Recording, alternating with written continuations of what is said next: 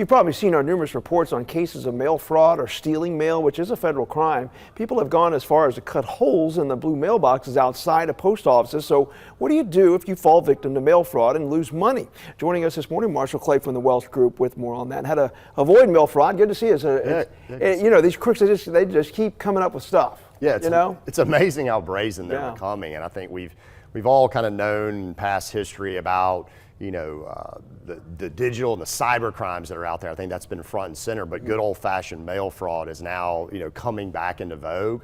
And I think as you mentioned, there's been some investigations really nationwide, but now it's moving into the Birmingham area, and there's some ongoing investigations right now to that end. So let's talk about that a little bit, because for the most part, a lot of people do things digitally now, but we know there is certain generations, they still mail stuff like checks, bills and things like that, and that's got some personal information on it. Yeah, and I think it's a lot of it's demographic based. I think the younger generation has embraced the digital environment maybe a little bit more than the elderly generation. So I think there's a couple of steps that you can take here, and I think we all know to kind of check our mail on an ongoing basis. At least check your mail daily. I know a lot of people that do execute a lot of their bill paying online. They tend to leave mail in mailboxes for a couple of days, but they need to make sure and check that in mail daily. That is a conversation I've had with some family members, but I'll not go into further detail about that.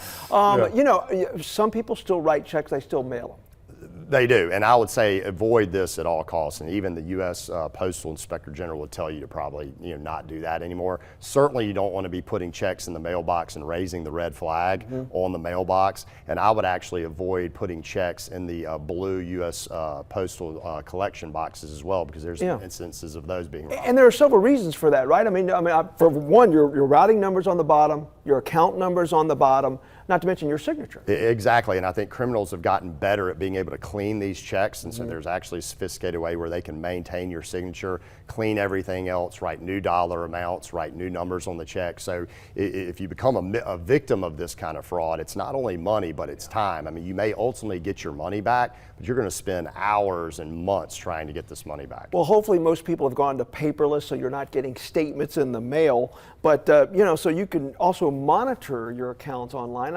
That would be the safest way, I would think. Yeah, I'd say the best defense is a good offense here, and I think checking the checking accounts, the savings accounts, the online investment accounts at least weekly. I think I try to make that a habit, because it can give you some early warning signs. If you see information on your credit card, suspicious activity there, or you see anything in your investment accounts, it can allow you to freeze those accounts as quickly as possible and avoid being a victim of a really high dollar. And I would say those with older parents, who are aging, it's good to try to convince them to give you access so that you can help them monitor, because when we get to a certain age, we kind of lose sight of that. Certainly, and I think the elderly are definitely the biggest target for this type of crime.